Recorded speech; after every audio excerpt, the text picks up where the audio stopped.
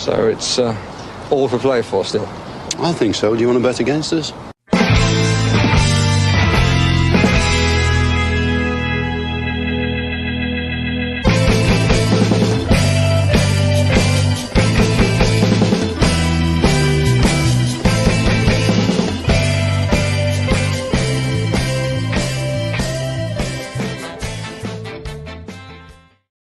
Hello, Aston Villa fans, and welcome to the Love of Paul McGrath podcast for a team sheet tantrum for Villa versus Leicester. And the team is out, and I think I've gotten it right. I'll scroll it along the bottom of the screen.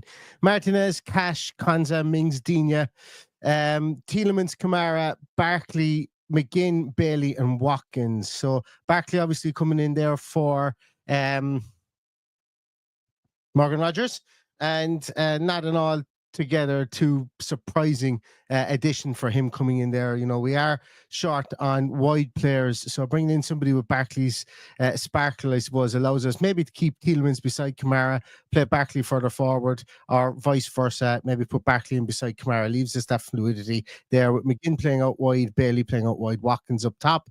The substitutes bench, let me share this now, I'll get Patrick in a moment, is Olsen, Costa, Nedeljkovic, Bogard, Maatsen, Svinkels comes in, Onana is on the bench, Buendia is on the bench, Ramsey is on the bench, and as we speculated, FTLoPMcG is on the bench as well. We thought there would be a striker brought up from the academy or from the under-21 side, and he is in there, FTLoPMcG. Paddy, I suppose the only real name here that we probably thought it might be Onana, but it turned out to be Barkley being brought into the team from the start today. Yeah, so it's obviously going to be Barkley sitting deeper with Tielemans given that role of progressing the ball into the final third. So, look, it probably picks itself other than those little decisions that need to be made. You know, does he do that? Does he leave Bailey out? Does he make changes? It's absolutely fine. The back four is exactly what we thought it would be. Almost like a Steven Gerrard back four. Back five, even if we include Emi Martinez in there. A little bit, small bit disappointed that we're not seeing Jacob Ramsey from the start, but I'm pretty sure we will see him at some stage during the game. And that is probably down to managing this injury and managing the minutes on his return. Yeah, that's it. Yeah, absolutely. I'd say it was a toss-up, you know. Of all the places to lose somebody like Rodgers, and what I said, you know, the carrying ability of Rodgers is absolutely top notch, and we're going to miss that today. Of all the places to lose somebody, midfield is probably one of the places we can absorb it. You know, we can tweak formation. You know, you even look at it there, you know, potentially we could have brought in Maatsen in on the left-hand side. We could have brought in Onana, Buendia, Ramsey, you know, so we had 4 different options there that we could have brought in into the team, and it was whichever one Unai Emery looked at and fancied for the day that's in it. And look, Barkley is somebody who can be creative. He can also play in that number 6 role. He has number 6 on his back, or that number 8 role, and it allows a small bit more freedom than maybe for a Tielemans to go further forward. So, yeah, look, we could have a different opinion on this after the game, but you know, at the start of the game here, and we can only talk about what we see about it here at the moment. You know, he shuffled the deck the way that he sees fit, and I don't really have any problem with it, I suppose. No, me neither. Happy enough with that. The back four is you said there, Steven Gerrard back 4, Steven Gerrard back 5. I think really for the last 4 or 5 weeks or whatever, since Mings has really come back into contention, a lot of people have been clamoring for Mings, and a lot of people feel that he will make us more resolute at the back because he's a blood and guts, blood and thunder British defender. Today is the day that, like I was going to say, well, no, he's to go and prove it today. I don't think that's not what he has to do. But the familiarity of coming into this backline after being out for so long, I think, is a real positive for Tyrone Mings. He knows exactly how Cash, Konza, and Digne want to play. You know, he's played with them for 2 years. At this stage, 2.5 years nearly, I think, at this stage. And I think that's a real positive. But do you think it's as simple as just getting a blood and guts defender in there beside Konza to try and shore up this midfield or this defense? Or do you think there's more nuance to it? Well, I think the overriding thing I have with Mings coming back in is that is another leader on the pitch, and a leader we've been lacking for some time. So, like, we've spoken about this ad nauseum at this stage. When you're in that stadium, you hear Tyrone Mings, no matter how raucous the atmosphere is. He is a born leader. He orchestrates the defense around him. He orchestrates that midfield. He talks to everybody. I'm looking forward to seeing him getting a run in the team now and seeing if he's made a full recovery from that injury. And I've absolutely no qualms about him being in there. I've also absolutely no qualms about Torres being in there. He's a completely different type of footballer. The one thing we can't afford with Tyrone Mings is those mistakes. It's those things that he had previously in his game that he had eradicated. I'm hoping they haven't come back since the injury. He just needs to be totally focused, totally hell-bent on getting this job done. And, you know, while we did see him pick up the ball in Bruges, that's the extent of what we've seen so far. We've got to see him commanding our box for us and dictating the play around him and dictating how people move around him. So that's what I'm looking forward to the most, to having him in there. You're obviously not getting that with Torres.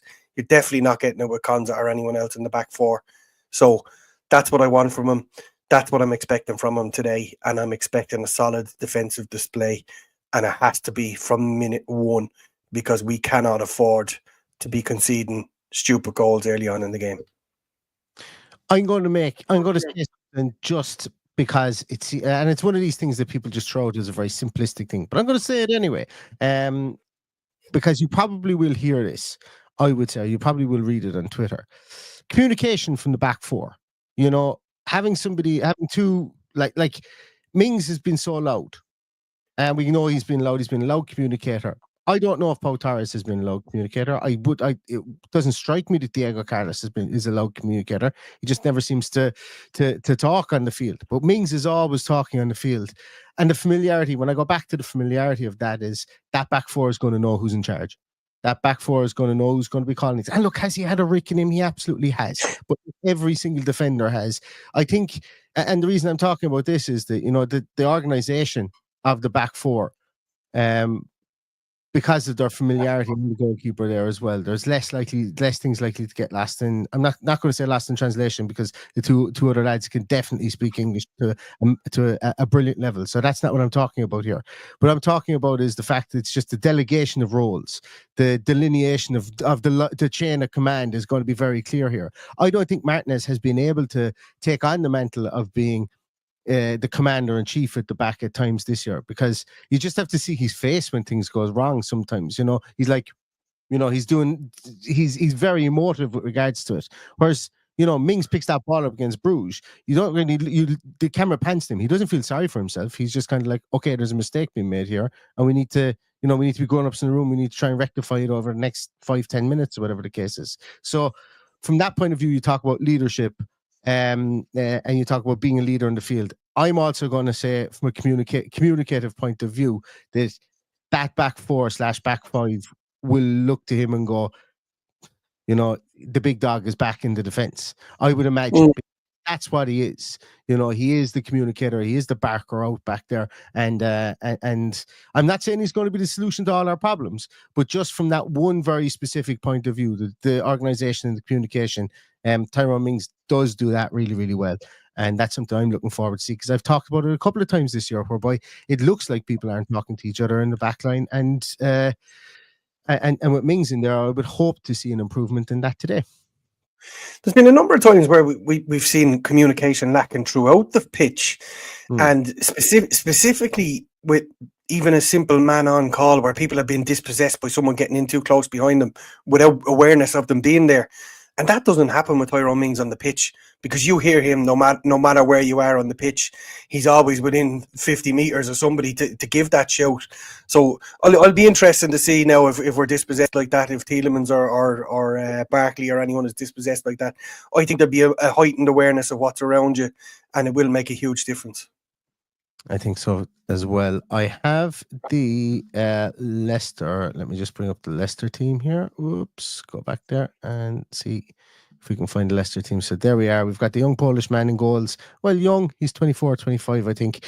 James Justin, Conor Cody, Vestergaard, and Luke Thomas is their back four.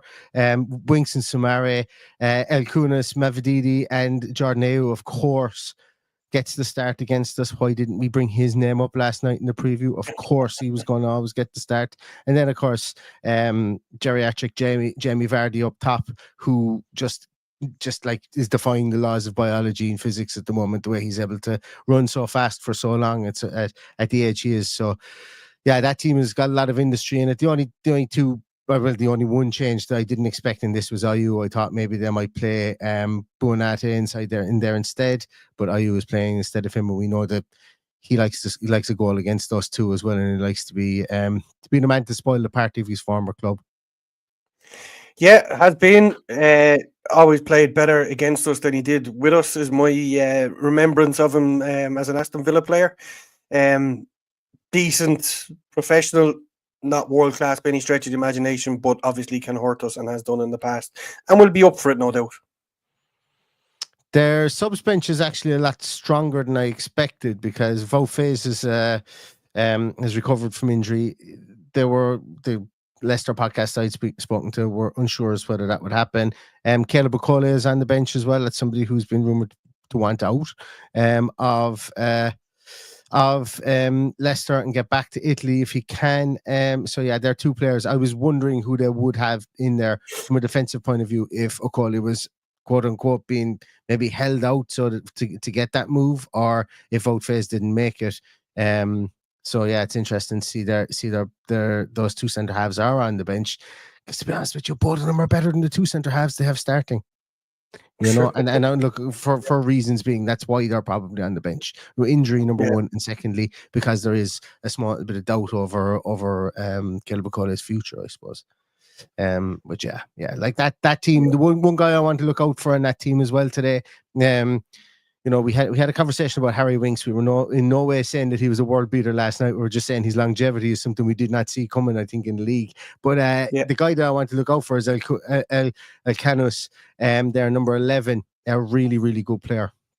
Really good player. He's going to be somebody that Villa are going to need to keep an eye on. He was brilliant against Man City. I think it was Man City that he was brilliant against. And I don't want him to be brilliant against us today, because he's got pace.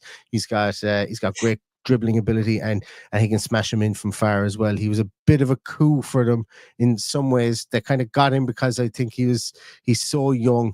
But I know a lot of teams were looking at him, and he was somebody who was very, very highly thought of in around Europe. So and Leicester kind of stole a march on people by getting him. And they've been easing him into the team this season so far, and hopefully he still needs a bit more easing into the team today, or we ease him out of the team one way or another. So yeah, there's a good bit to worry about on the bench too. D. Cordova-Reid has obviously played well against us in the past, as is Buonate, as is Patson Daka. Yeah. So it won't be any pushover by any stretch of the imagination, but I expect us to win.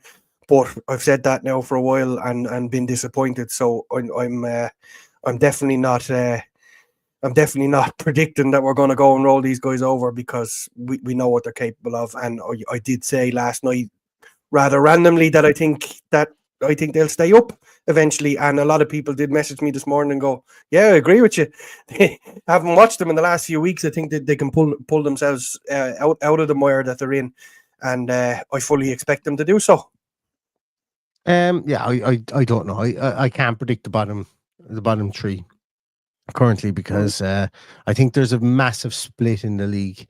You know, anything from 11th down or 12th down maybe is it's just like it's so unpredictable down there. A few people mentioning Louis Barry in the comments there. Louis Barry is carrying a knock, a slight hamstring strain apparently, so that's why we're not seeing him yet.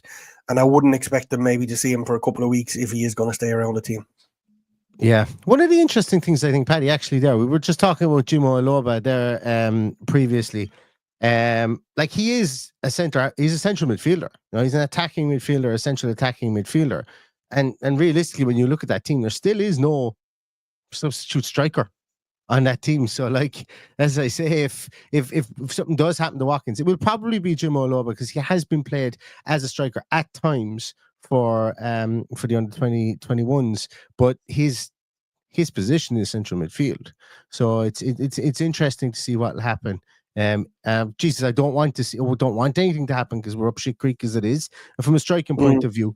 But it would be interesting to know if somebody asks you, Emery, who's your backup striker on the bench today, because there doesn't look to be one. Does he bring on Maatsen and play Bailey up top? I don't know what that even looks like, to be honest with you. Does he maybe go with push Tielemans in there? Do you know what? Push McGinn in there. Why not? The Swiss Army knife. You push him into every other position other than goals as it is. So why not push him in there and see what happens? But yeah, it is one of the ones that we need to cross our fingers on that one. We need to cross our fingers that Ollie Watkins stays fit. Probably even more so than that he starts banging in a hat trick today or anything. We need to cross our fingers that he stays fit, because who knows how long Duran is going to be out now with this other FA charge against him, whether it be the 3 games, original games, or whether it'll actually be 5 games. So it's going to be interesting to see what happens there. Well, should they do everything in their power to rule him out of the Arsenal game? You can be sure. Probably, you can imagine that. That for sure. Yeah. Does anybody want to start making predictions on scores? I made my prediction on my score last night. I said Aston Villa are going to win 3-1 today. That's what I think. I think Villa are going to score goals. As I've just mentioned there, that we're not going to have any creativity. I think we're going to score goals. This game just always seems to throw up goals. Remember, they beat us 4-1, and then we went on a run to get to 7th place after that. Remember, we had the Bertie goal. That absolute cracker out of nowhere. Was that a 3-2 that day? I think it was. Brilliant goal. I think passed the ball into the back of the net. Class goal. Yeah, I think today is going to be. I think there's going to be goals today. I don't think it's going to be a 0-0 draw. Watch it be a 0-0 draw after that. But yeah, I'm going to go with 3-1 Aston Villa. Not confident, but I think Villa should be going out to play a team in 19th in the league and should be able to stamp their authority on it, considering we're going to be, hosting Monaco soon, then Celtic, and with the help of God, be in the latter stages of the Champions League. We should be able to, on our home patch, dictate a game, even though we are down arguably our 2 most creative players today. We should be able to have a professional performance and try and stamp our authority in this. That's not always the way it goes, but I'm hoping for a 3-1. What are you thinking, Paddy? I've been expecting a kickback for a few weeks now, and it's going to come at some stage. So why not predict it today, even though I find myself saying words like it's the hope that kills you and stuff like that again, which I never thought I'd be saying under Unai Emery. But I'm going to go for a clean sheet and a 2-0 victory with goals from Watkins and Bailey, which were badly I was going to say Watkins and Bailey were going to be my scorers too. Barkley. I got to go with Barkley. Again, this is hope more than anything else, because we just badly need to be digging ourselves out of this mire. And look, with 2 perfect fixtures to do it. We didn't complete the job the last day.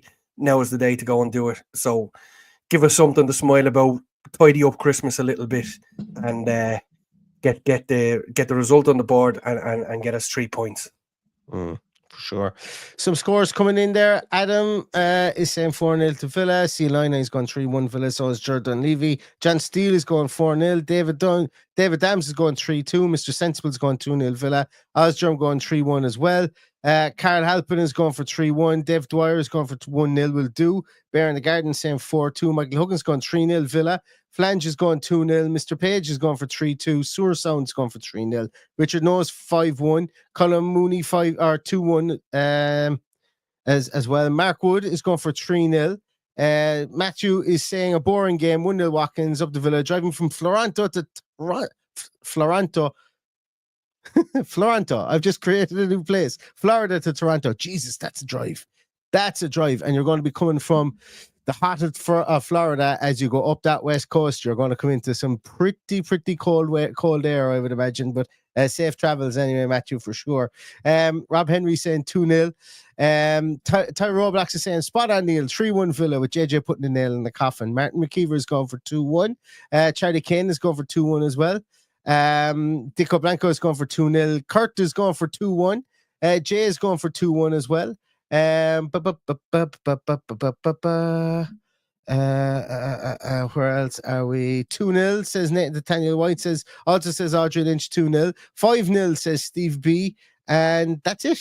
I think that's it. That's the last score line that we have in here as well. Oh, Paul McAllister comes in with 3-1 at the very end there, which seems to be a pretty popular score line.